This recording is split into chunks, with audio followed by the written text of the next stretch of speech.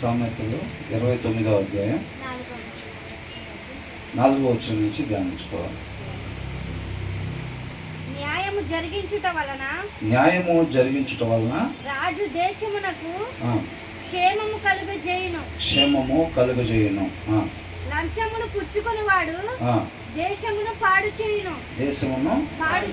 చేయును. ఇక్కడ ఏంటంట, న్యాయము జరిగించుట వలన రాజు ఏం చేస్తాడంట, దేశమునకు క్షేమము కలుగజేయును అని ఉంది. దీని నుంచి మనం ఏం నేర్చుకోవాలి? న్యాయముగా మాత్రమే మనం ఉండాలి. ఎప్పుడు కూడా ఇది అండర్లైన్ వర్డ్, న్యాయము. మన హృదయం మీద రాసుకోవాల్సింది. ఏ పరిస్థితుల్లో ఉన్నా సరే, ఎవరైనా సరే, ఒక మనిషి ఉండాల్సిన విధానం ఏంటంట, న్యాయముగా ఉండాలి.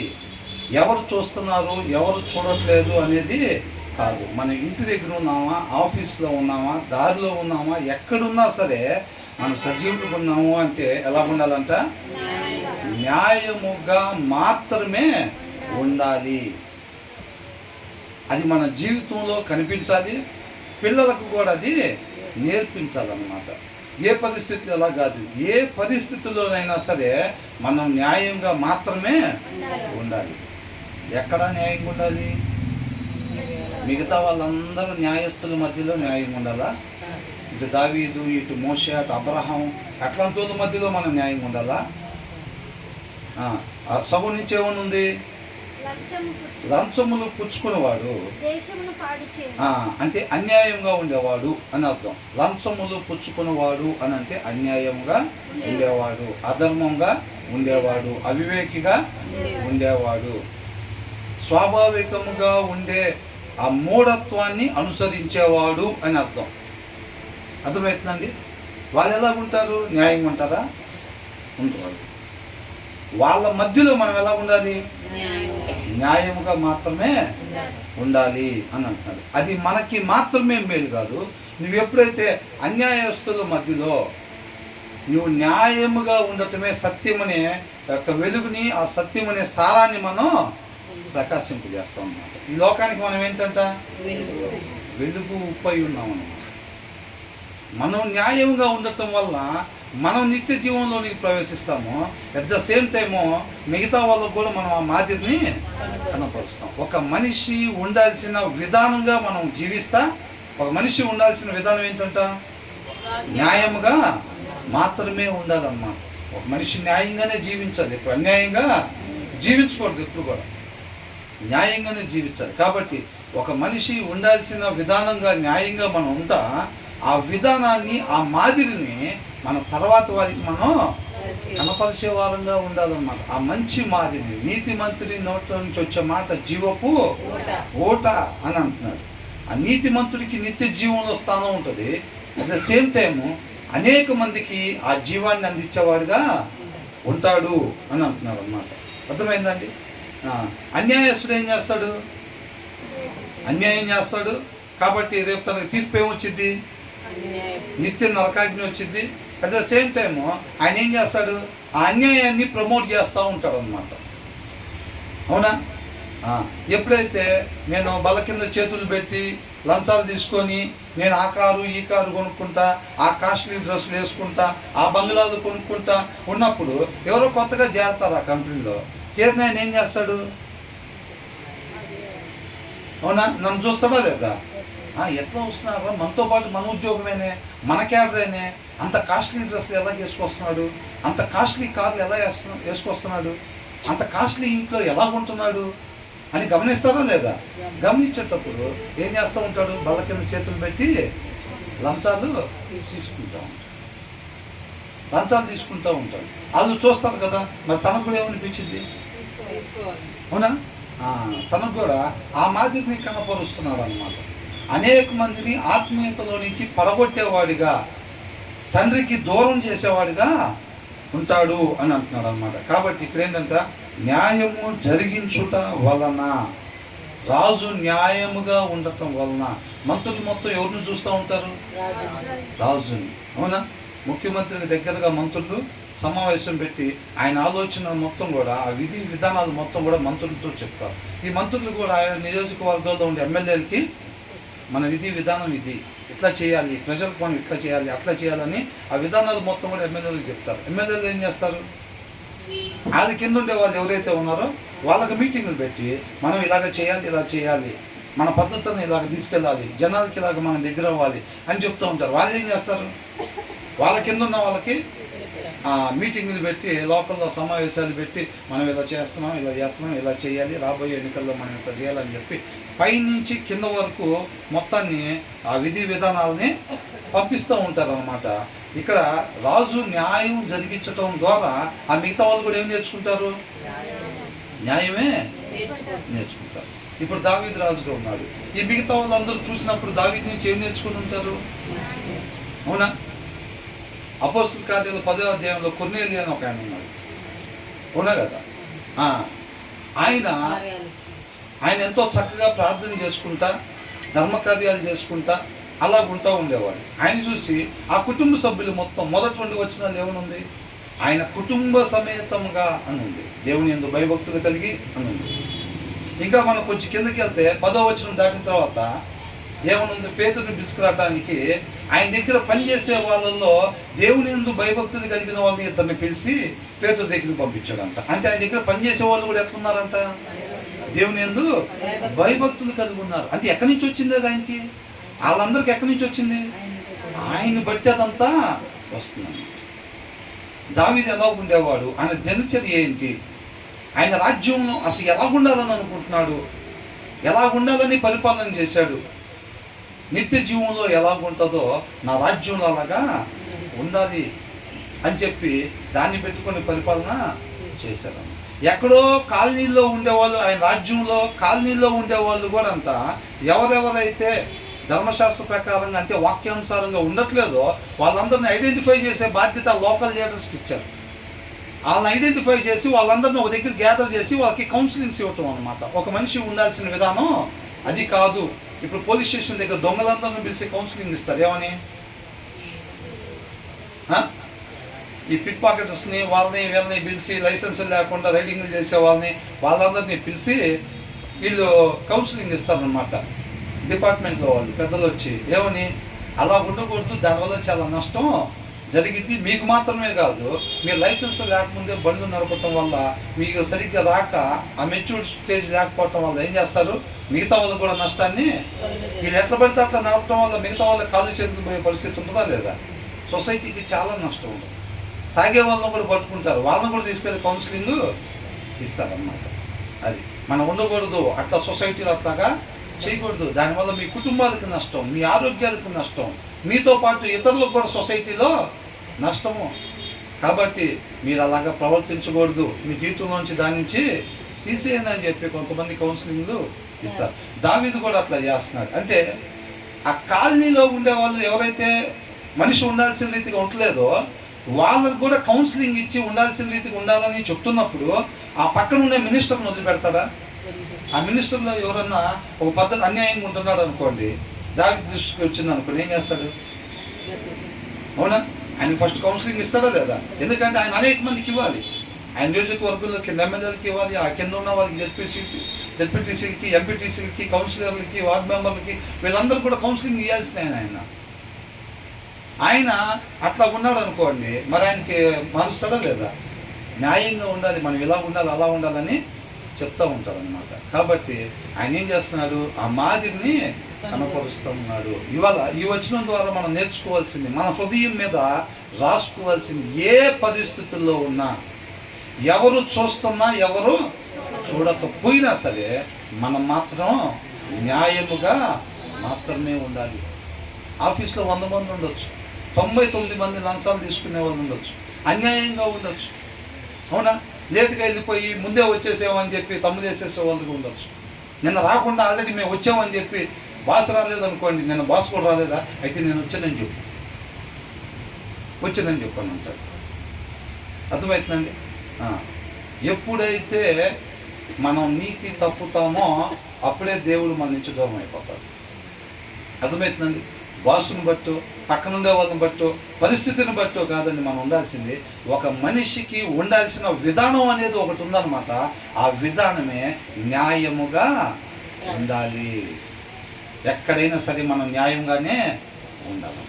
ఒక రాజు ఏంటంట, న్యాయము జరిగించుట వలన రాజు దేశమునకు, దేశానికంటే మట్టికి చెట్లకి కొండలకి వాటిక లోకంలో కూడా ఒకటి ఉంది ఏంటంటే, దేశం అంటే మట్టి కాదు, దేశం అంటే మనుషులే అంట. కాబట్టి ఇక్కడ దేశమునకు క్షేమము కలుగజేయాలంటే ఇక్కడ కూడా జనం గురించే మాట్లాడుతూ ఉన్నారు అన్నమాట. రాజు నీతిగా ఉండటం వలన ఆ కింద మినిస్టర్స్ కూడా నీతిగా ఉంటారు, ఆ కింద వాళ్ళు కూడా నీతిగా ఉంటారు. వీళ్ళందరూ నీతిగా ఉండేటప్పుడు రేపు వీళ్ళు ఎక్కడికి వెళ్తారు? నిత్య జీవానికి వెళ్తారు, తండ్రి దగ్గరికి చేరుస్తారు అన్నమాట. అర్థమవుతుందండి? కాబట్టి ఒక వ్యక్తి నీతిగా ఉండటం వలన అతను దేవుని దగ్గరికి, తండ్రి దగ్గరికి చేరుకుంటాడు. అట్ ద సేమ్ టైము అనేక మందిని తండ్రి దగ్గరికి చేర్చేవాడుగా ఉంటాడు. అది ఈ లోకానికి వెలుగు, ఉప్పు అంటే మనం. అర్థమవుతుందండి? కాబట్టి మనం న్యాయంగా ఉండటం వలన అనేక మందిని మనం తండ్రి దగ్గరికి నడిపించే వారంగా ఉంటాము. మంచి మాదిరిని కనపరిచే వారంగా ఉంటాము. ఆ మంచి మాదిరిని మనం కనపరచాలి. వీళ్ళు పెద్ద కార్లు కొంటారు, వాళ్ళు పెద్ద బంగ్లాలు కొంటారు, అది ఆటోమేటిక్గా జరుగుతూనే ఉంటాయి. మరి న్యాయంగా ఉంటే మన పరిస్థితి ఏంటి? అవునా? మనకు ఉండాల్సినవి మాత్రమే, అవసరతలు మాత్రమే తీరుతాయి. కానీ పైన పోయే విమానాన్ని చూసి సొంతదైతే బాగుండు, ఇటు పోయే బెండికారుని చూసి ఇది కూడా సొంతదైతే బాగుండు, ఇంటి పైన అది, ఇంట్లో ఇది. పెద్ద పెద్ద ఇళ్ళు ఎలా ఉంటాయి? ఇంటి పైన హెలికాప్టర్ ఉంటుంది, 30 ఫ్లోర్లు ఇల్లు ఉంటుంది, ఇంటి పైన హెలికాప్టర్ ఉంటుంది, ఇంటి కింద సెలార్లో బెంజికారులు ఉంటాయి. అవునా కదా? మనకు అట్లా కోరికలన్నీ నెరవేరవు, కానీ మన అవసరతలు అన్నమాట, అవసరతలు మాత్రమే ఉంటాయి. మనం న్యాయంగా మాత్రమే ఉండాలన్నమాట. ఆ దేశమునకు క్షేమము కలుగజేయును. లంచములు పుచ్చుకునేవాడు అంటే అన్యాయంగా ఉండేవాడు, న్యాయాన్ని తప్పేవాడు ఏం చేస్తాడంట? దేశమును పాడు చేయును. పాడు చేయటం అంటే ఆ తప్పుడు మార్గాన్ని, తన దారి తొలగిపోయి అన్యాయంగా ఉన్నాడంటే ఏం చేశాడు? హృదయంలో వాక్యం లేనివాడు అన్యాయంగా ఉండేది. హృదయంలో వాక్యం లేదు. ఆ స్వాభావికంగా ఉండే మూఢత్వం ఏం చేసింది? లోకం వైపు చూపించింది. లోకంలో ఉండే పొందుకోవాలంటే ఏం చేయాలి? అన్యాయం చేయాలి. అవునా? అన్యాయం చేయాలి. కాబట్టి ఈయన అన్యాయం చేస్తూ ఉంటాడు. ఈయన దాన్ని బట్టి ఏం చేస్తాడు? మిగతా వాళ్ళు కూడా అన్యాయం. దావీదు అన్యాయస్తుడిగా ఉన్నప్పుడు ఏం చేశాడు? ఒక లెటర్ రాసి ముందు వరుసలో ఊరియాని పెట్టి లేపేసేయమని చెప్పి ఆ లెటర్ తీసుకెళ్ళి ఎవరికి ఇమ్మన్నారు? యోవాబుకి ఇమ్మని చెప్పాడు. యోవాబుకి ఇమ్మని చెప్పాడు. అంటే యోవాబు దాన్ని వాడుకున్నాడా లేదా? తర్వాత యోవాబు ఒక దగ్గర జనాన్ని తీసుకొని కోటకు దగ్గరగా వెళ్ళటం వల్ల, ఒక నాయకునికి ఉండేవాడు కోట దగ్గరికి యుద్ధానికి జనాన్ని తీసుకెళ్ళకూడదు, తీసుకెళ్ళటం వల్ల అనేక మంది చనిపోయారు వీళ్ళు. దానివల్ల రాజు కోపడతాడా లేదా? ఆ కోపడేదాన్ని కవర్ చేసుకోవటం కోసం ఏమన్నాడు? ఊరియా కూడా చనిపోయాడని చెప్పి ముందు ఈ మాట చెప్పన్నాడు. ఎందుకన్నాడు? అక్కడ రాజు నీతి తప్పాడు. న్యాయస్థుడైన ఊరియాని, న్యాయస్థుడైన ఊరియాని ముందు వరుసలో పెట్టి చంపేయమని చెప్పి అన్యాయంగా రాజు ప్రవర్తించాడు. కాబట్టి ఈయన కూడా ఎట్లయిపోయాడు? చేసిన తప్పుని కప్పుపుచ్చుకోవటం కోసం ఊరియా కూడా చనిపోయాడని చెప్పి ముందు ఆ మాట చెప్పి తర్వాత జనం మనోళ్ళు ఎంతమంది చచ్చిపోయారని చెప్పు అని అన్నాడు. అంటే యోవాబు న్యాయంగా ఉన్నాడా? అన్యాయంగా ఉన్నాడా? అన్యాయంగా ఉన్నాడు. అంటే రాజు ఏం ప్రమోట్ చేశాడు? దావీదు అన్యాయాన్ని ప్రమోట్ చేశాడు.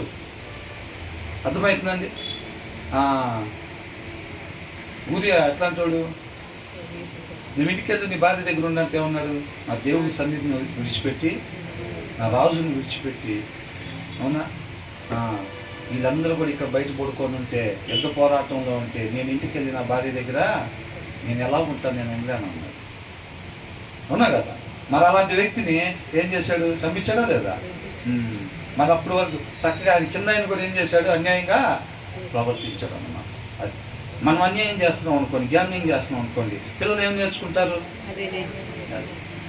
కాబట్టి పిల్లలు కూడా అన్యాయస్తులుగా ఉంటారు. వాళ్ళు కూడా శాపగ్రస్తులుగా తయారు చేస్తాం అన్నమాట. రేపు వాళ్ళు కూడా నిత్య నరకాగ్నికి వెళ్ళటానికి కారణం మనమే అవుతాం. మనం అనుకున్నాం ఏమని, ఈ మొబైల్స్ ఏం చేస్తున్నాయంట, ఎంతోమంది ఎడిక్ట్ అయిపోయారు. చివరికి వచ్చేస్తుంది ఆ మొబైల్స్ చూసినంత టైం చూడకపోతే కనుక ఒక తాగుబోతుడికి సీసా దగ్గరలో ఉంటే మోతీసి తాగకపోతే ఎట్లుంటుందో, మనకు మొబైల్ దగ్గరలో ఉంటే దాన్ని పట్టుకొని చూడకపోతే మనకు అట్లా అయిపోతుంది. పిల్లలకు కాదండి, తల్లిదండ్రులకి ఒక చాకుని ఎట్లా ఉపయోగించాలో తల్లిదండ్రులు నేర్చుకుని పిల్లలకి నేర్పాలి. దాన్ని జాగ్రత్తగా ఉపయోగిస్తే అది మంచిగా ఉపయోగపడింది. అది ఉపయోగించాల్సిన రీతిగా ఉపయోగించకపోతే అది నష్టాన్ని చేసింది. మంట కూడా ఏం చేసిద్దంట, దాన్ని జాగ్రత్తగా ఉపయోగించి పొయ్యిలో పొలలో మంట వేసుకుంటే మనకు ఆహారం చేసి పెట్టిద్ది. దీపాల్లో వరకు మనం మంట పెట్టుకుంటే చక్కగా ఇంటికి కాంతిని ఇచ్చిద్ది. మనం అట్లా కాకుండా ఉపయోగించాల్సిన రీతిగా ఉపయోగించకపోతే ఏమైంది, ఇల్లంతా తగబెట్టి. చెప్పాను అంతకుముందు ఒకసారి కేరళకి వెళ్తే మేము క్రిస్మస్ తాత వేషం వేశారు ఒక రోజుకి. సండే స్కూల్లో మేమంతా కేరళస్కొని వెళ్ళాము. క్రిస్మస్ తాత వేషం వేశారు. కొవ్వొత్తులు పట్టుకొని అందరం కేరళస్ అని చెప్పి క్యాండిల్ లైట్ సర్వీస్ అందరికి వెళ్ళాం. ప్రతి ఇంటి దగ్గర ప్రార్థన చేస్తారు కదా, అవునా? వీళ్ళందరూ క్యాండిల్స్ పట్టుకొని ఉన్నాడు. ఆ పక్కన క్రిస్మస్ తాత వేషం వేసిన కుర్రాడు కూడా అట్లా ఉన్నాడు. ఈ పిల్లల కళ్ళు మూసుకొని ఇట్లా పెట్టుకొని ఇట్లా నుంచొని ఉన్నారు. ఇట్లా నుంచొని ఉంటే ఈ కొవ్వొత్తి పోయి వాడు గడ్డానికి కట్టుకుంది.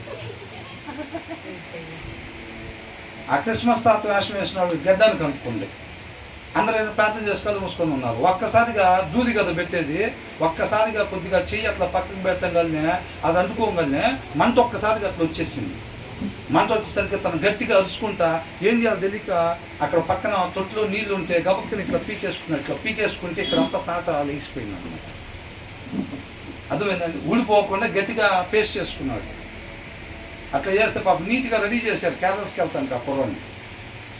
అసలు ఈ తాటంతా లేచిపోయింది. మేమంతా భయపడిపోయాము. అసలు అక్కడి నుంచి మా ఇళ్ళకి వెళ్ళాలంటే చాలా దూరం, ఈ కాలనీలో చూరు అక్కడే ఇక్కడ చిన్నపిల్లలు కదా. అసలు ఆ సన్నివేశం చూసేసరికి దెబ్బలు బెదిరిపోయాయి. అంటే మంటని ఉపయోగించాల్సిన రీతిగా ఉపయోగించకపోతే అది ఏమైంది. కాబట్టి పిల్లలకు కూడా ఏం చెప్తామో లేదా పిల్లలకి, అవునా? దాన్ని ఎట్లా పడితే ఇప్పుడు పిల్లల చేతిలో మంట ఉందనుకోండి, సరే మనం లోపలికి వెళ్ళిపోయి కొద్దిసేపు పడుకుంటామా? అది ఎట్లా ఉపయోగించాలో దాన్ని చెప్తాం అన్నమాట. అవునా కదా? నీళ్లు కూడా మనం జాగ్రత్తగా ఉపయోగించుకోవాలి. పిల్లలు నదుల దగ్గర సముద్రాల దగ్గరికి వెళ్తే పట్టించుకోకుండా వదిలిపెడతామా? కానీ అది జాగ్రత్తగా ఉపయోగించుకొని బాటిల్స్లో పట్టుకొని తాగితే మనకి బతుకుని ఇస్తాయి అన్నమాట. వాటితో మిస్హ్యాండిల్ చేసామనుకోండి, పొరపాటున ఉపయోగించాల్సిన రీతికి ఉపయోగించకపోతే ప్రాణాలు పోతాయి. ఈ మొబైల్స్ కూడా మనం ఏం చేయాలి, దాన్ని ఎలాగా ఉపయోగిస్తే మేలుకరమో దాన్ని మన తల్లిదండ్రులుగా మనం జాగ్రత్తగా దేవుడి జ్ఞానంతో దాన్ని ఉపయోగించే వారంగా ఉండాలన్నమాట. చక్కగా దేవుడి వాక్యం మనం దాంట్లో వినొచ్చు. బైబిల్ యాప్స్ డౌన్లోడ్ చేసుకుని బైబిల్ చదువుకోవచ్చు. అది సంబంధించిన రిసోర్స్ ఉపయోగించుకోవచ్చు. అవునా? ఇట్లాంటి ఎన్ని కమ్యూనికేషన్ పలానా దగ్గర ఉన్నానంటే రమ్మని చెప్పి మన లొకేషన్ షేర్ చేసుకోవచ్చు. అలా ఉపయోగపడే రీతిగా దాన్ని మనం ఉపయోగించవచ్చు. దాన్ని ఉపయోగించుకోవడం రీతి కూడా ఉంది. అవునా? చాకులను ఉపయోగించుకోవడం రీతిగా ఉపయోగిస్తే నష్టం. మంట అయినా అంతే, నీళ్ళు అయినా అంతే, ప్రతిదీ కూడా అంతేనమాట. అలాగే ఈ మొబైల్స్ కూడా అట్లాగనమాట. పిల్లలకి పొట్టబోయే పిల్లలకి ఇంకా పొట్టని పిల్లలను కూడా వాళ్ళ టైం కిల్ చేయటం కోసం ఇది ఉపయోగపడిద్దా లేదా? తర్వాత తరానికి ఇంకా పుట్టని వాళ్ళకు కూడా వాళ్ళ టైంని కిల్ చేయటం కోసం ఇది ఉంటుందన్నమాట. కాబట్టి ఈ లోపల ఈ మిగతా వాటిని ఎలాగైతే నేర్చుకున్నారో ఇప్పుడు లేటెస్ట్గా వచ్చి మొబైల్స్ను కూడా మన దేవుడి జ్ఞానంతో వాటిని ఉపయోగించాల్సిన రీతిగానే ఉపయోగించాలి. అది నేర్చుకుని పిల్లలు కూడా అట్లాగా చెప్పాలన్నమాట. అవునండి? కాబట్టి చక్కగా వాళ్ళు న్యాయంగా మాత్రమే ఉండేటట్టుగా చెయ్యాలి. అన్యాయముగా ఉన్నట్లయితే గనక ఆ దేశానికి ఏమైందంట? ఏమైంది? నాశనం అంట. అదే నా రాస్తుంది అక్కడ, పాడు చేస్తారంట. పాడు చేస్తారని అంటే అన్యాయంగా ఉన్నప్పుడు ఏమైంది? ఆయన కింద వాళ్ళు, వాళ్ళ కింద వాళ్ళు. ఇప్పుడు మినిస్టర్లు తప్పుడు వాళ్ళకి అన్యాయంగా ఉన్నారనుకోండి, ఎమ్మెల్యేలు ఎట్లా ఉంటారు? అవునా కదా? ఆయన వచ్చిన దాంట్లో నా 40 మీకు 20 అంటారు. 40-20 అయిపోతాయి. 60 ఏళ్ళకి 40%తో తూతూ మంత్రం పనులు అక్కడంతా. అవునా? మరి వాళ్ళు అట్లా చేశారంటే కింద వాళ్ళకి ఏం చేస్తారు? అది కూడా అంతే. మరి ఆ జనం అంతా ఏమైపోతారు? దేశం పాడు చేయను అని అంటే, దేశం అని అంటే దాంట్లో ఉన్న మనుషులు ఏమైపోతారు? కరప్టెడ్గా అయిపోతారు అన్నమాట. కాబట్టి మనం ఈ లోకానికి వెలుగు ఉప్పై ఉన్నాం. ఈ కుడి పక్కన లంచాలు తీసుకునేవాడు, ఎడమ పక్కన లంచాలు తీసుకునేవాడు కాదు. అర్థమవుతుందండి? మనం న్యాయంగా మాత్రమే ఉండాలన్నమాట. ఎక్కడున్నా సరే న్యాయంగానే ఉండాలి. పిల్లలకి మనం చూపించే మంచి మాదిరి అన్నమాట. అర్థమవుతుందండి? వాళ్ళ హృదయాల మీద రాసే వారంగా ఉండాలి పిల్లలకి. ఆ మార్గాన్ని మనం అందించి తల్లిదండ్రులుగా మనం వెళ్ళే వారంగా ఉండాలి. ఆ మాదిరిని మనం అనుసరించాలి. అట్ ద సేమ్ టైం వినట్లేదని చాలామంది వినట్లేదు. దాన్ని ఆ మాదిరిని మనం అనుసరించాలి. అట్ ద సేమ్ టైము తర్వాత తరానికి దాన్ని ఆస్తిగా మనం అందించాలన్నమాట. అర్థమవుతుందండి? యాపిల్ రాపిస్తారు కదా, ఏమంటారు? APPLE యాపిల్, BAT బ్యాట్ అని రాస్తారు కదా. అట్లాగా ఈ రాయాలన్నమాట. ఈ వచనంలో ఏంటి అండర్లైన్ వాడు? న్యాయముగా మాత్రమే మనం ఉండాలి. పిల్లలకు అదే చెప్పాలి. ఇంటి దగ్గర కూర్చున్నప్పుడు, నుంచున్నప్పుడు, నడిచేటప్పుడు ఏమని చెప్పాలి? మనం ఉన్నా లేకపోయినా, ఇంటి దగ్గర మాత్రమే కాదు, అది స్కూల్లో అయినా, కాలేజీలో అయినా, పని దగ్గర అయినా, ఎక్కడైనా సరే వాడితో సంబంధం, వాడు ఇట్లా చేస్తున్నాడు, ఇది ఇట్లా చేస్తున్నాడు, వాళ్ళు కాదు. మనం ఉండాల్సిన విధానం ఏంటంటే న్యాయముగా మాత్రమే మనం ఉండాలి అని అంటున్నారు. తర్వాత ఏంటంటే తన పొరుగు వానితో ఇచ్చకములాడు వాడు వాని పట్టుకొనుటకు వల వేయువాడు.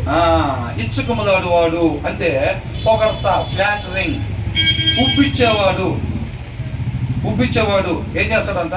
తన పొరుగు వానితో ఇచ్చకములాడు వాడు వాని పట్టుకొనుటకు వల వేయువాడు అని అంటున్నాడు. అంటే కాంప్లిమెంట్ అనేది ఒక చపాతీ లాంటిది. ఏం బ్రదర్ టిఫిన్ చేసి వచ్చారా ఇప్పుడే మీరు అని అనుకుంటున్నారు. చపాతీ అని అంటే ఇప్పుడు ఇంతమంది ఉందనుకోండి, దాని లోపల అంతా పిండి ఉండిద్దా లేదా? ఉండిద్దిగా.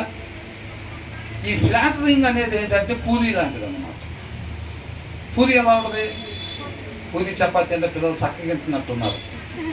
జాగ్రత్తగా విని తర్వాత తినచ్చలే అని అనుకుంటున్నారేమో. పూరి ఎట్లా ఉంటుంది? పూరి ఇంతలావుగా ఉండిద్ది. దాని లోపల మొత్తం పిండి ఉందా? పిండి లేదు. కానీ చూస్తానికి ఎట్లుంది? పిండి అంత ఉన్నట్టుగా కనపడిద్ది అంతే. అర్థమవుతుందండి? Compliment, keep it up. బాగుపడేది బ్రదర్, నిజంగా బాగుపడేది బ్రదర్ అన్న, అదొక కాంప్లిమెంట్. అంటే ఒక చపాతీ లాంటిది అన్నమాట. Keep it up. ఏంటి అనేక మందికి అదే ఇప్పుడు ఎవరన్నా పడిపోయే రోడ్డు మీద వెళ్తున్నాము, ఏదో ఒక రాయి లారీలో నుంచి డొల్లిపోయింది, అనేక మందికి అడ్డంగా పడింది అనమాట. అక్కడ మనం దాన్ని కారు పక్కకు ఆపేసి అది తీసేసి పక్కన పెట్టామనుకోండి, బ్రదర్ మంచి పని చేశారు బ్రదర్, కీప్ ఇట్ అప్ అని అంటారు. అంటే అలాంటివి చేస్తూ ఉండాలి మనం ఇంకా. అవునా? అది మంచి పని బ్రదర్, ఆ గుణం మీలో ఉంచుకోండి. అది చాలా మంచిది. మీకు మాత్రమే కాదు, అనేక మందికి మేలు చేసిద్ది, అనేక మందికి మాదిరిని కనపరిచిద్ది అనమాట. దాన్ని విడిచిపెట్టొద్దు. దట్ ఈస్ కాంప్లిమెంట్ అనమాట. అర్థమవుతుందండి?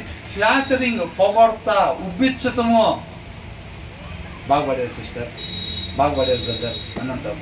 తర్వాత ఏంటన్నా వెళ్ళిన తర్వాత అసలు ఏం అర్థపడేదండి అని అంటారు. అవునా? అసలు ఏముంది షర్ట్ అదిరిపోయిందన్న అని అంటారు. తర్వాత పక్క వెళ్ళిన తర్వాత ఏమంటారు? అసలు ఏదన్నా మ్యాచ్ అయింది అది అని అంటారు. అంటే ఏంటి? ఆ మనిషిని ఏం చేశారు? ఉబ్బిచ్చారు అన్నమాట. పొగడ్తలో ఉన్న దానికన్నా ఎక్కువ, లేనిది కూడా ఉన్నట్టుగా అట్లా ఎవరైతే చెప్తారో వాళ్ళంతా వాళ్ళ కాళ్ళ దగ్గర వాళ్ళని సిద్ధపాటు చేస్తున్నారు అన్నమాట. అదేనా ఉంది? ఏమనుంది అక్కడ? తన పొరుగు వానితో ఇచ్చకములాడు వాడు వాడిని ఏం చేస్తున్నాడంట? అంటే వాళ్ళు మేలు కోరుకుంటున్నాడా, నాశనం కోరుకుంటున్నాడా? నాశనం కోరుకుంటున్నాడు. అర్థమవుతుందండి? ఆయన పాదాల చేత వలన పెడుతున్నాడు అనమాట.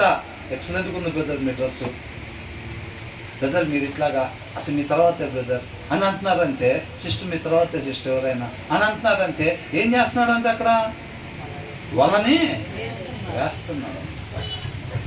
వేస్తున్నాడు అనమాట. అట్లాంటివి చేయొచ్చా? అలాంటివి చేయకూడదు. మేలు మాత్రమే మనం చేసేవారంగా ఉండాలి. ఆత్మీయంగా వృద్ధి చెందేటట్టుగా చేయాలి తప్ప మన మాట ద్వారా, మన ప్రవర్తన ద్వారా, మన చూపు ద్వారా ఇతరుల్ని ఆత్మీయతలోకి నడిపించే వారంగా ఉండాలి తప్ప ఆత్మీయత నుంచి దూరం చేసే వారంగా మనం ఉండకూడదు. తండ్రి దగ్గర నుంచి దూరం చేసే వారంగా మనం ఉండకూడదు. ఈ ఫ్లాటరింగ్ ఎవరు అతడి పొగడ్తలో ఎదుటి వారిని మోసం చేసేది, భ్రమపరిచేది అన్నమాట. ఉబ్బించే మాటలని ఎవరు చెప్తారంటే ఆ స్వాభావికంగా ఉండే మూఢత్వం ఎవరి హృదయాల్లో ఉండిద్దో, వాక్యం ఎవరి హృదయాల్లో ఉన్నదో వాళ్ళు జనాన్ని, అంటే వాళ్ళ దగ్గర ఏదో ఆశించి, అవునా సరస్సు మీ దెబ్బకి బెదిరిపోయాడు సరస్సు గారు అని అంటాడు. ఎందుకని? వీళ్ళు ప్రమోషన్ ఇస్తారని. ఆయన బెదిరింది లేదు, పెట్టింది లేదు. ఏంటంట ఆయన వెళ్ళిపోయాడు, ఈయన తెలియదు కాబట్టి ఏమంటాడు, అసలు బ్రదర్ మీ దెబ్బకి బాస్ మీ దెబ్బకి అసలు ఆయన బెదిరిపోయాడు, భయపడిపోతున్నాడు, అది ఇది అని చెప్పి షోయింగ్ ఆయన ఉబ్బిస్తూ ఉంటారు అన్నమాట. ఎందుకంటే ఆయన నుంచి ఈయన ఒకటి ఆశిస్తున్నాడు, ప్రమోషన్ ఇస్తాడని, లేకపోతే అది అని ఇదని. నెక్స్ట్ ఏదన్నా చేయాలని అనుకుంటే భార్య దగ్గర, భర్త దగ్గర, ఇంకొకరి దగ్గర ఏం చేస్తారు, ముందే వాళ్ళకి కొద్దిగా మరో చెట్టు ఎక్కిస్తారు. నువ్వు అక్కడ నుండి ఆ కొమ్మ దగ్గర ఉండను, అట్లాంటివి చేస్తారన్నమాట. అది ఎవరి దగ్గర అనేది కాదు, తల్లిదండ్రుల దగ్గర, అత్తమామల దగ్గర, భార్య దగ్గర, భర్త దగ్గర, పిల్లల దగ్గర, బాస్ దగ్గర, ఎక్కడన్నా కానీ మనం అలాంటి ప్రవర్తన చెయ్యనేకూడదన్నమాట. జస్ట్ కాంప్లిమెంట్, నిజంగా బాగుంటే కాంప్లిమెంట్, అర్థమవుతుందండి, కాంప్లిమెంట్ అన్నమాట. అట్లాగా చేయాలి. ఒకసారి నేను స్టార్టింగ్ చాలా సంవత్సరాల క్రితం ఒకసారి నేను ఒక పాస్టర్ గారి దగ్గర ఉండేవాడిని ఆ ఏరియాలో. ఆ పాస్టర్ గారు మీటింగ్స్ పెట్టారు. ఇట్లాగే మీటింగ్స్ పెడితే కొంచెం దగ్గరగా ఉంటున్నాం కదా, ఆ పాస్టర్ గారు ఏం చేశారంటే పాటలు పాడటానికి ఇచ్చారనమాట. అది పెద్ద మీటింగ్స్ రోడ్డు మీద పెడుతున్నారు, పెద్ద స్పీకర్ని పిలిచినప్పుడు ఆ పాట పాడటం, స్టేజీ మీద పాటలు పాడే వాళ్ళు నాకు కూడా ఇచ్చారనమాట. బ్రదర్ మీకు ఇచ్చారా పాట, అది అయిపోయినట్టేనే అనుకుంటున్నారా, వాస్తవం ఇలాగని అది, కాకపోతే అప్పుడు నాకు ఇచ్చారు. నేనే అసలు అది నాకు తెలిసి సెకండ్ టైం, ఒకసారి చర్చి దగ్గర పాడినట్టున్నా, రెండోసారి అప్పుడు నేను అప్పటికి మెసేజ్ అక్కడ చెప్పటం లేదు. అయితే పాట ఇచ్చారు, నేను అది ప్రాక్టీస్ చేసుకొని అప్పుడే చర్చి దగ్గర ప్రాక్టీస్ చేసుకొని తర్వాత వచ్చాం. ఆ చర్చి దగ్గర ప్రాక్టీస్ ఏమైంది, ఫస్ట్ టైం ప్రాక్టీస్ కదా, ఆ మ్యూజిక్ అదంతా ఏమీ లేదు. ఈ పబ్లిక్ మీటింగ్, పెద్ద మీటింగ్కి వచ్చేసరికి ఏమైందంటే ఆ మ్యూజిక్ వాళ్ళని తీసుకొచ్చారు. ఆ మ్యూజిక్ని బట్టి మనం పాడాలి కదా, అవునా. నాకు ఇవ్వగలనే, మైక్ ఇవ్వగలనే, నేను అక్కడ నుంచొని మ్యూజిక్ స్టార్ట్ అవ్వకముందే పాట స్టార్ట్ చేశాను. అప్పుడు ఏమైందంటే ఆ స్టేజ్ మీద ప్రభుభూషణ్ గారు అని చెప్పి ఒక పెద్ద సింగర్ ఆయన కూడా ఉన్నారు అక్కడ. ఆయన పిలిచారు, సింగర్గా ఆయన పిలిచారు, స్పీకర్నేమో వేరే ఆయన్ని పిలిచారనమాట. ఒక పెద్ద పాస్టర్ గారు, పెద్ద స్పీకర్, పెద్ద సింగర్ ఉన్నారనమాట. ఆ ప్లేస్లో నాకు ఇచ్చారు. ఆ ప్లేస్లో నాకు ఇస్తే మ్యూజిక్ స్టార్ట్ అవ్వకముందే పాట ఎత్తేసుకున్నాను. పాట ఎత్తుకున్న తర్వాత ఆ పాస్టర్ గారు వచ్చి ఒక నిమిషం మ్యూజిక్ స్టార్ట్ అయిన తర్వాత పాడండి అన్నారు.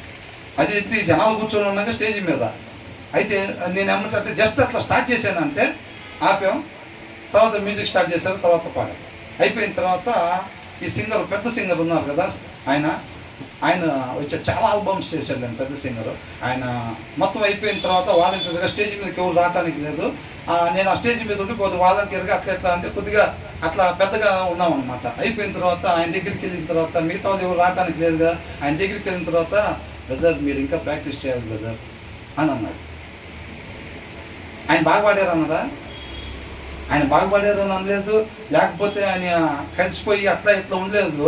ఆయన ఏమనుకున్నాడు అని అంటే మనం చెప్పాలి అని అనుకున్నాడు. అవునా, మీరు ఇంకా ప్రాక్టీస్ చేయాలి బ్రదర్ అని అన్నాడు. అంటే ఆ మాట నన్ను ఇంకా ఆత్మీయతకి దగ్గరగా నడిపించింది. ఏదో ఒక 2 సార్లు 3 సార్లు మనకు అవకాశం ఇచ్చారు కదా, పాస్టర్ గారు మనకు బాగా దగ్గర కదా అని చెప్పి మనం వెళ్ళిపోయి అక్కడేమి అట్లా పాడటానికి లేదన్నమాట. వాస్తవానికి ఆ ఫెలోషిప్లో తలాంతులు ఎవరికైతే ఇచ్చారో వాళ్ళని ఆ విషయంలో, పాటల విషయంలో దేవుడు ఈ పాస్టర్ గారు ఎంకరేజ్ చేయాలి. ప్రార్థన తలాంత ఎవరికి ఇస్తే వాళ్ళని ఎంకరేజ్ చేయాలి. పరిచర్య తలాంత ఎవరికి ఇస్తే వాళ్ళని ఎంకరేజ్ చేయాలి. అప్పుడు మనకి తెలియదు, అక్కడ ఉన్న పరిస్థితి కూడా వాళ్ళకి కూడా తెలియదు. కాబట్టి ఎవరైతే కొద్దిగా ఫేవర్గా ఉంటే వాళ్ళకి ఇట్లాంటి అవకాశాలన్నీ ఇచ్చేస్తూ ఉంటారు. కాబట్టి ఆయన ఏమన్నాడు, మనల్ని ఉబ్బిచ్చింది లేకపోతే అలా ఇలాగా కాదు, సరి చేస్తాడు అనమాట. అది ఇంకా మనం చేయాలి అని చెప్పి ఒక మంచి మాదిరిని ఆయన చేశాడు. పొగడతలో కవరింగ్ కాకుండా మనం ఏం చేస్తాం, మిగతా వాళ్ళని కూడా పొగడతామను పక్కకు పోయి ఇట్లా గట్లా. కానీ ఆ వ్యక్తి ముందుంటే ఏమంటాం, ఆ వ్యక్తి ముందుంటే అందరు కూడా పొగడతలు ఇష్టం కదా, పొగడాలి. అవునా, ఎవరైతే మనలో పొగుడుతూ ఉంటారో మనలో తప్పులు చూసినా చెప్పకుండా ఉంటారు, పోయి వాళ్ళ పక్కన కూర్చుంటాం మనం. ఎవరైనా తప్పులు చెప్పే వాళ్ళు పక్కన అనుకోండి కూర్చుంటామా? అసలు వాళ్ళ దగ్గర ఫోన్ అయిపోవాలి, వాళ్ళ దగ్గర ఖాళీ ఉన్న అవసరం అయితే వెనకాల నుంచుంటాంలే, కానీ ఆ సరి చేసే వాళ్ళ దగ్గరికి మాత్రం మనం పోము అన్నమాట. అందుకని అంటున్నాడు, those who flatter their neighbours, ఎవరినైతే అట్లా పొగుడుతూ ఉంటారో లేని దాన్ని కూడా ఆ పూరిలా ఉబ్బిస్తాడు చూసారా? అవునా? ఆ ఉబ్బిచ్చే లోపల పిండి ఉండదు, ఆ నిజంగా అంత ఈ విషయమే ఉండదు. అబ్బా బ్రదర్ మీ షర్ట్ అదిరిపోయిందని అంటారు. అట్లాగనమాట. లేని పొగడుతని ఉన్నట్టుగా ఎవరైతే పొగుడుతారో వాళ్ళు ఏం చేస్తున్నారంటే మన కాళ్ళ దగ్గర వాళ్ళని వేస్తున్నారు అని అంటున్నారు. వాళ్ళు ఎందుకు వేస్తారు? మేలు కోసమా కీడు కోసమా? కీడు కోసం అన్నమాట. ఆత్మీయతలో నుంచి దూరం అయిపోయేటట్టుగా. దానివల్ల మనం ఏమనుకుంటాం, నిజంగా మనకి గర్వం వచ్చి మనం ఆత్మీయతలో నుంచి పడిపోయే వారంగా ఉంటాం. కాబట్టి మనం మేలు మాత్రమే చేసేవారు ఉండాలి తప్ప మనం ఎవరికి కీడు చేయకూడదు. ఈయనకేదో ఆశించి ఆయన దగ్గర నుంచి ఊరికి ఆయన్ని పొగడటం, ఆ సిస్టర్ని పొగడటం, వాళ్ళ ఇంటి దగ్గరికి వెళ్తే అబ్బా ఇది ఎదిరిపోయిందండి, అది ఎదిరిపోయిందండి, ఇది ఎదిరిపోయిందండి అని చెప్పి అన్నీ ఎదిరిపోవటాలే. ఇంకా ఎందుకని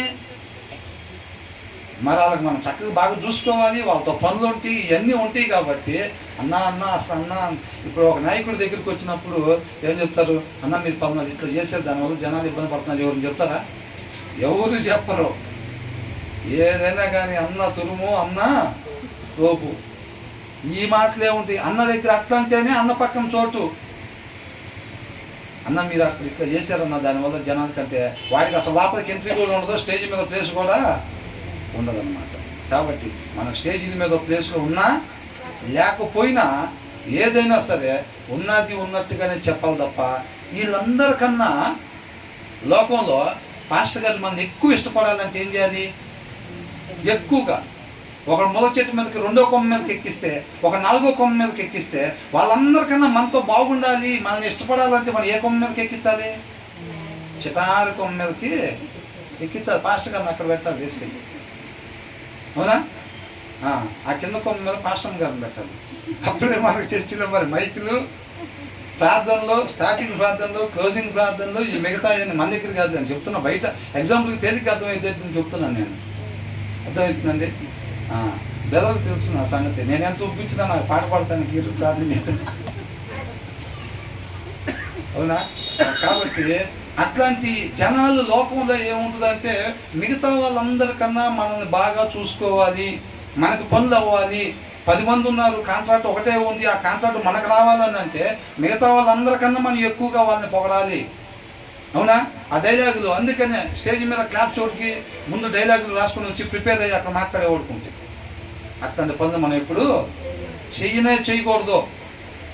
వాళ్ళ ఆత్మీయంగా వాళ్ళ మేలు కోరుకునే వాళ్ళం ఎప్పుడు వాళ్ళకి నాశనం అయిపోయే పొగడతలు మనం పొగడకూడదు. ఒకళ్ళలో నిజంగానే ఒక మంచి గుణ లక్షణం ఉంది, ఒక సహాయ లక్షణం ఉందనుకోండి, ఏం చేయాలి? అది అసలు చాలా మంచి పని బ్రదర్, కీప్ ఇట్ అప్, దాన్ని కొనసాగించండి అని జస్ట్ ఒక కాంప్లిమెంట్కి ఇవ్వాలి తప్ప మనం తను పడిపోయేటట్టుగా మనం ఎప్పుడు కూడా చేయకూడదు. ఇందాక వచ్చిన వాళ్ళు ఏం చూసాం? న్యాయముగా మాత్రమే మనం ఉండాలి. ఆ లోకంలో పనికిరామేమోనండి ఇవన్నీ, చెప్పుకోవటానికి బాగానే ఉంటాయేమో, చెప్పుకోవటానికి రాసింది మనం ఉండాల్సిన విధానం. దేవుడు మహాకృప. 10 మంది అట్లాంటి వాళ్ళు ఉన్న దగ్గర మనల్ని పెట్టాడంటే దేవుడు ఆ మాదిరిని మనం కనపరచాలన్నమాట. న్యాయముగా మాత్రమే ఉండాలి. ఇతరులకు ఏం చేయాలంట?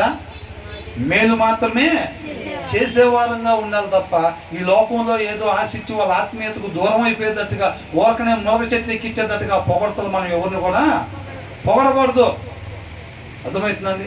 ఉన్నది ఉన్నట్టుగా మనం చెప్పాలంటే అంతేలే, కానీ లేనిపోయినవన్నీ చెప్పి పొగడతలు పొగిడి వాళ్ళ ఆత్మీయతకు దూరం చేసే వారంగా మనం ఉండకూడదు. తర్వాత ఏమంటున్నారు?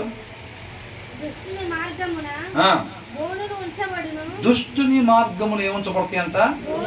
బోన్లు ఉంచబడతాయి అంట. నీతిమంతుడు సంతోషగానములు చేయను. Evil those are snared by their own sin అని అంటున్నారు. అపవాది, దుర్మార్గులు, అవివేకి, అన్యాయస్తుడు, అధర్మంగా ఉండేవాడు, హృదయంలో వాక్యం లేనోడు. అర్థమవుతుందండి? ఆయన ఎవరు పడగొట్టవసరం లేదంట, ఆయనకి ఆయనే పడిపోతాడంట. ఎట్లాగా? ఇందాక చెప్పాము చూసారా, నువ్వు వాడిని పొగిడి ఏం చేసావు, వాడి కింద కాలు దగ్గర నెట్ సెట్ చేశాను రా అనుకుంటావు. నువ్వు అనుకుంటావు లేదా? బాస్ బాగా బూస్టప్ గాలి కొట్టాము, బాగా ప్రమోషన్ మనకే ఖాయం అని అనుకుంటావు. నువ్వు ఎప్పుడైతే లేనిది చెప్పావో నువ్వు అనుకుంటావు, అడిగితే ఏం చెప్తావు, ఆయన కాలు దగ్గర నెట్టు సెట్ చేశాను అని. కానీ ఆ నెట్లో పడేది ఎవరంట? ఎవరైతే దాన్ని సెట్ చేశాడో. నువ్వు లేని దగ్గర ఎప్పుడైతే అన్నా బ్రహ్మాండం అన్నా అని అంటావో, లేని దగ్గర నువ్వు ఖచ్చితంగా అది నీ బుక్లో రాయబడింది, దాని ద్వారానే నువ్వు పట్టబడతావు అని అంటున్నాడు. అర్థమవుతుందండి? మనం ఎక్కడైతే ఆ మాట పలికి వాడిని ఉప్పించాము, వాడిని మాయ చేసాము మనం అని అనుకుంటాము, మనం మాయమైపోవటానికి అదే కారణం అని అంటున్నాడు దేవుడు. అర్థమవుతుందండి? ఇక్కడేమంటున్నాడు, evil doers are snared by their own sin. వాళ్ళు చేసే తప్పిదం వల్ల ఈ దుర్మార్గుడు పట్టబడతాడు. ఈ దుర్మార్గులందరూ ఎట్లా పట్టబడతారంట? రేపు రోజున నిత్య నరకాగ్నికి వెళ్ళే వాళ్ళకి దేవుడు తీర్పు ఎలా తీరుస్తాడు? వాళ్ళు చేసే పనులు, వాళ్ళు మాట్లాడిన మాటలు, వాళ్ళు చూసిన చూపు, వాటి వలన వాళ్ళు పట్టబడతారు. రేపు నిత్య నరకాగ్నికి ఎందుకు వెళ్ళాలి? నువ్వు పలానా దగ్గర ఒరే ఎదవా అని చెప్పి అవతలోడు మాట్లాడతాడు. అవునా? వాడిని భలే బ్లేమ్ చేసే సెంటర్లో పట్టుకున్నాడు, పరుగు తీసామన్నాను. అవునా? అది ఎవరు బుక్లో రాస్తారు? వాడి బుక్లో రాస్తారా, అన్నవాడి బుక్లో రాస్తారా?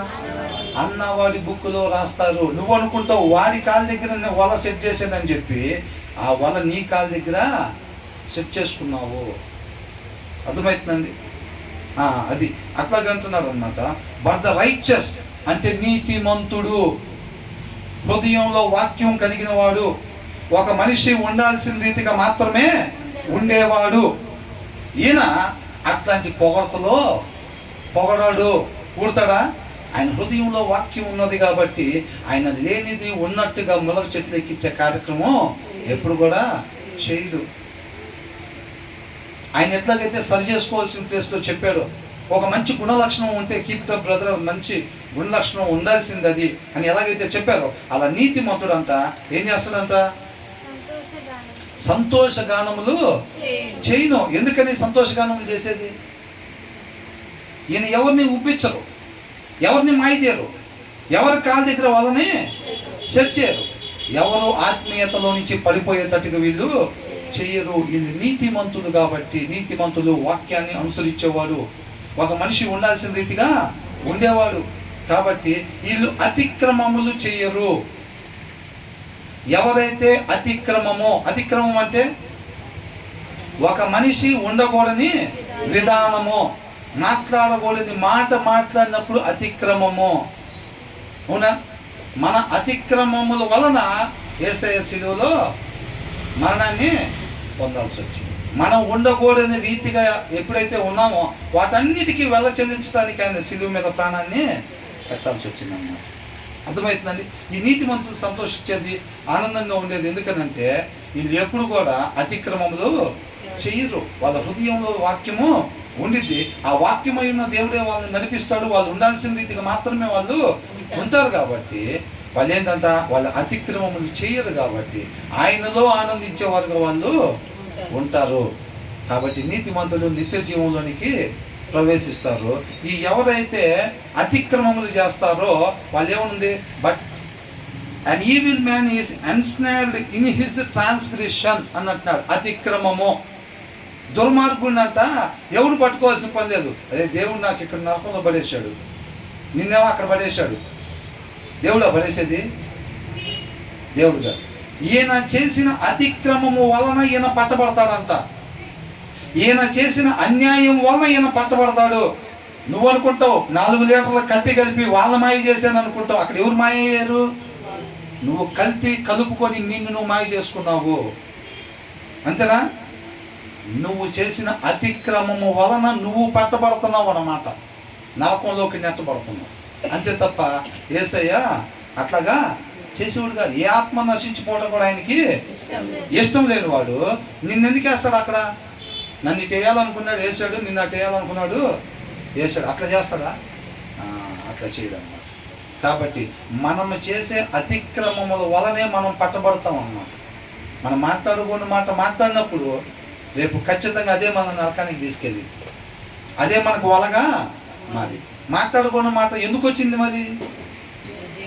ఎక్కడి నుంచి వచ్చింది? అది రాకూడనిది వచ్చిందని అంటే అది స్వాభావికంగా ఉండే మూఢత్వంలో నుంచి వచ్చింది. ఆ మాట మన హృదయంలో నుంచి వచ్చిందంటే మన హృదయంలో ఉండాల్సిన దేవుని వాక్యం లేదు లేదు కాబట్టే దాంట్లో నుంచి ఉన్నది బయటకు వచ్చిందనమాట.